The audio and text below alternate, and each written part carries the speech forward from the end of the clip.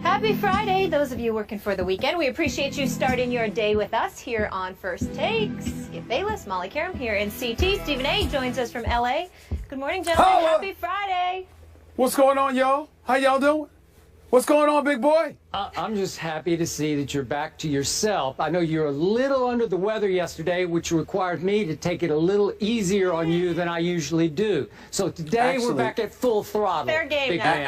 Actually, I wasn't feeling great yesterday, and I saw you try to take advantage of me, not take it light on me. So I remember that low blow that you exercised for 2 hours, And now you're in trouble today because you tried to take advantage of a wounded wolf. Really? That was a mistake. Wounded wolf. That was a mistake. just A wounded remember, lion. I apologize. Yeah, Not a wounded wolf. A lion. I think it's more of a wolf, actually. I think it's a I'll go with lion. wolf. Yeah. All right. All I remember is that somebody tried to kill the clock in the second hour by talking and talking and talking, and it was, you played keep away brilliantly. Skip. I I give thought you you were that. talking about me. No. I have something to say, Skip Bayless. This is going to shock you. First of all, Molly, you look lovely. Nice you. ensemble. Thank you. Skip, I got this to say to you. Nice ensemble. I'm shocked. You look pretty good today. You trying to set me up for the kill, Mr. Lion? A young lion over there, that's Stephen A. Yeah. The jacket is sweet. Thank you. Appreciate that. It is nice. Next it is question. nice. It's a rarity, but it's nice. Are you gentlemen ready to work on this Friday? We always ready. We Let's always ready. roll. Coming up, forget Drake and Meek Mill, the new beef. Floyd Mayweather and Ronda Rousey. Shots fired and the counter punches keep coming. We'll break all that down. Des Bryant on the cover of Rolling Stone, rock star status for the stud wideout. How's he going to handle those bright lights, though? We'll dive into that next. But we kick things off in Naptown, where earlier this month, Frank Gore told the NFL's Nate Burleson that Luck is a different breed who runs the huddle like no other quarterback he's seen during his 10 years in the Bay. Gore reiterated his comments on Wednesday, telling the Jim Rome show the following. He runs meetings like a coach. Basically, I'm playing with a coordinator on the field. He's a football god. He sees everything. He sees the big picture of everything. Let me know when he sees something I don't see. He's just different. How he's in the huddle, off the field, in the meetings, he runs it. He runs the show. Even in the offseason, he ran it. One day he had running backs. The next day he had receivers. He's just different.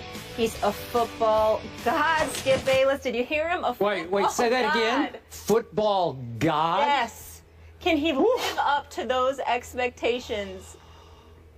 I got to repeat that for you, Please. Mr. Lion. Football god, says Frank Gore of Andrew Luck. To answer Molly's question, I sure hope he can live up to being a football god in his 4th year in the National Football League.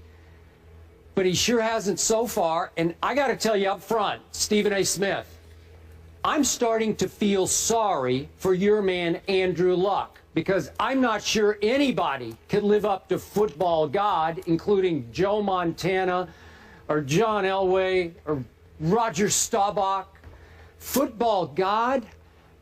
The NFL world has gone completely overboard over Andrew Luck, and it's not fair to this still young man. I have joked on this show, I've made it my pet peeve about the premature coronation of Andrew Luck. And the half joke is that he's the first quarterback ever who's qualified for early enshrinement in the Hall of Fame. I've joked that we should just stop down on this show and go ahead and induct him. Maybe you could give his induction speech. Maybe we could borrow Jerome Bettis' new Hall of Fame jacket and put it on a bust of Andrew Luck right here in the studio, because it feels like he deserves that. And, you know, maybe Frank Gore can help him achieve football god status, but do I need to remind everyone, Frank Gore is 32 years of age, now entering his 11th season in the National Football League, and his combined touches of the football, carries and catches over those 10 years, 2,784 times he's run and gotten hit. Wow, that's a lot. Is he down to his last year in the league? I don't know if he can help Andrew Luck, but good luck with that, Mr. Luck. And do I need to remind you, Stephen A., I hate to keep spewing out these stats, but I think I'm the only one in the known world who cares about or even notices these stats. Andrew Luck, when the money is on the line in the postseason, is 3-3. He has thrown in the postseason 9 touchdowns to 12 interceptions. His QBR against the New England Patriots, albeit in Foxborough in the AFC Championship game, just last year, the Deflategate game, was 26.4 on a scale of 0 to 100. 26.4 by the football god. As a rookie, he combined turnovers, both interceptions and fumbles. He was second only to Mr. Butt Fumble, Mark Sanchez. Last year, just last year, he was second in combined turnovers in the National Football League to your favorite quarterback, Jay Cutler. Football god, and then Football Outsiders the other day, God bless them for pointing out the fact that over the 3 years that Andrew Luck has played, he has 43 total interceptions, and that he could have had many more because so many were dropped. I'm sorry, but he's not living up to football god yet, and I, for one, and I'm probably the only one, can't see how he'll ever quite live up to being a football god. Your defense, please.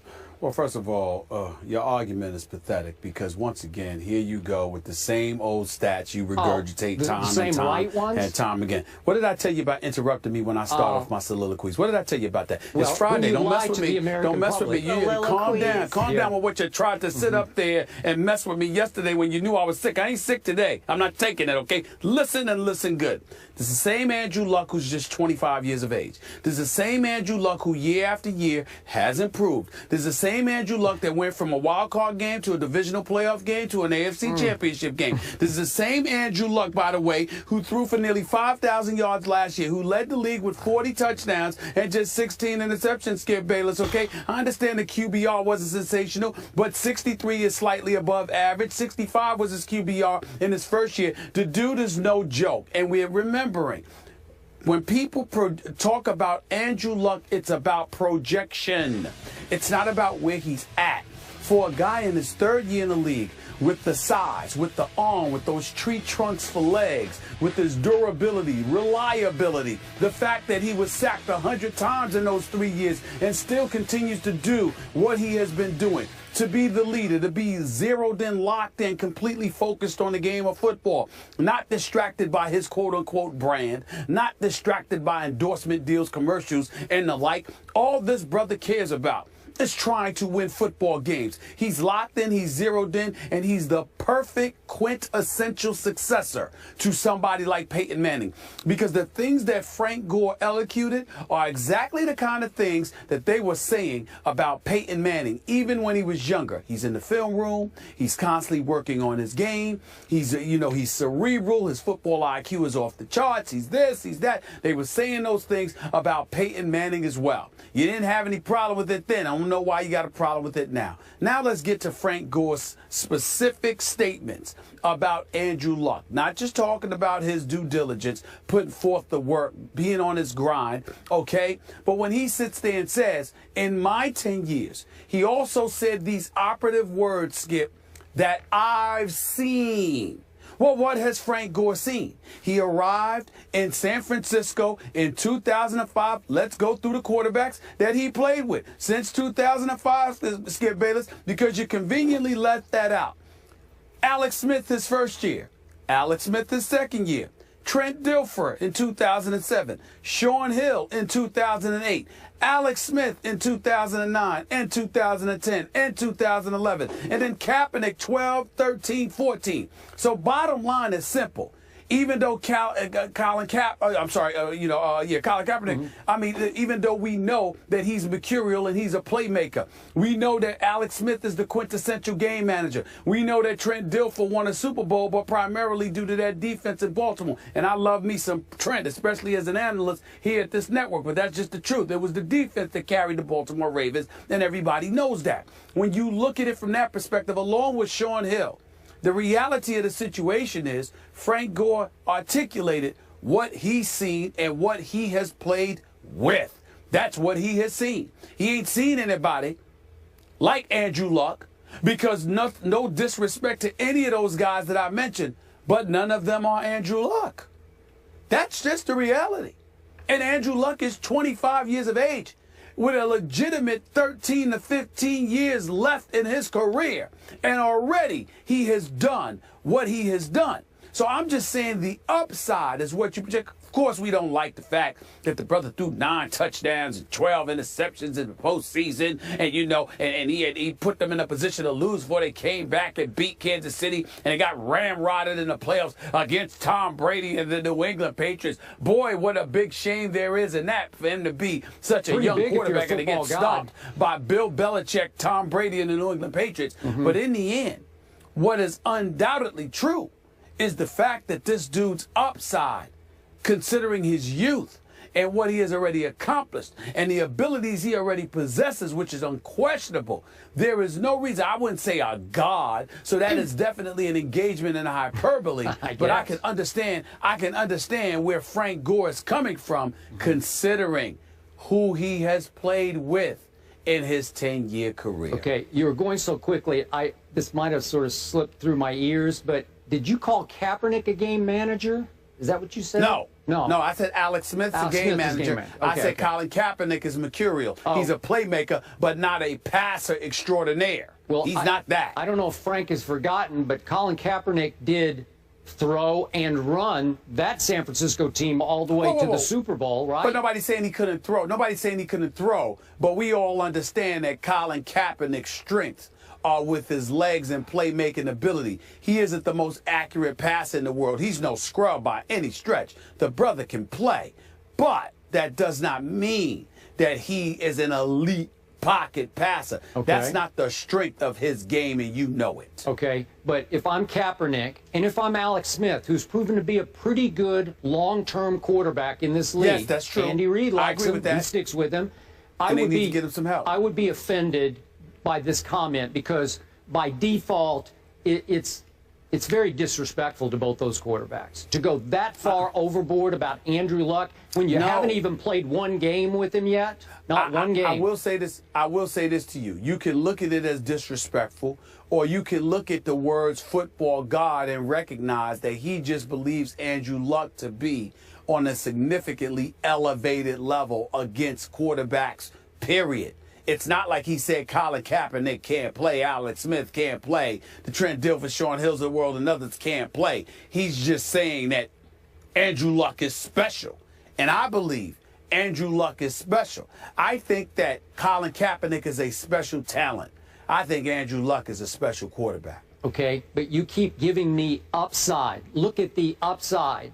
And I care about the done side. Like, what have you done for me lately or done for me at all? And all I know is the last game I saw, his QBR was 26.4 on a scale of 100.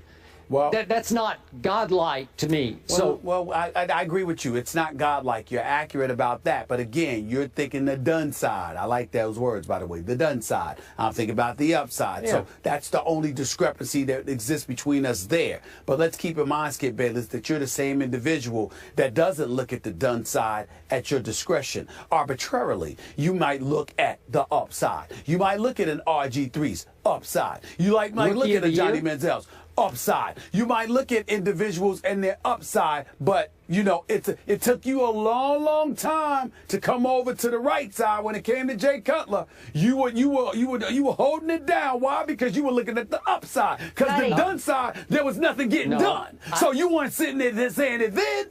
I was looking at the Vanderbilt side, if you want to know the truth. That's what I was doing. I can't help it. I can't help it. Really? Yeah. You can't help it? Yeah, I can't help it. I actually went there as opposed to just spoke there. I went there. I graduated with honors. You could help it. You could help it when it came to Sam Bradford coming out of Oklahoma. I never liked him. I'm more objective about Oklahoma. So you didn't like him. So you didn't like him. I told you before the draft, I never liked him. Wait a minute. Wait a minute. You didn't like him. He's a straw man in the pocket. I'm not buying. Hold on. He was successful at Oklahoma. Yeah, sort of. He lost to Tebow in the big game that really mattered. What have you done for me? You didn't do that. That wasn't the done side. You looked at the upside. No, but you pick and choose. Hold on. I didn't look at the upside. This is the brilliance of Skip Bayless. No. This is see what you do is you throw it out there, and then somebody got to remember stuff to catch you. And see, by the way, you leave out the facts. This is what you do. I actually, just for your benefit, because I didn't want to pile on poor Andrew Luck today when we're heaping so much hype on him that he's not going to be able to live up to. But speaking of Mr. Tebow, if you look at the completion percentages of one Andrew Luck, look at his completion percentages. They're Tebow-esque. They are. You would tell me they're Tebow-esque. So we're going to go the route. So we're going to go the route of Tim Tebow. No, I'm just saying. Compare, you know, and we're going to compare him to Andrew Luck. That's what we're doing. We're comparing Tim Tebow to Andrew Luck. That's what we're doing. Completion percentage, I'll compare them, yeah. We don't have time for that, gentlemen. You know what I wish we had, though? You are something else. For this full case study, I wish Frank Gore had played with a Manning or a Brady, and I'd like to know if he would be as impressed with Luck, but we won't know that. I doubt he would be. Guys, according to CBS Sports Prediction Machine, in case either of you care, they have the Packers beating the Colts 31-28 in Super Bowl 50 without Jordy Nelson. So there's that little nugget for you. Was it without Jordy Nelson? Without, because they said after they recalculated they did it again. All right.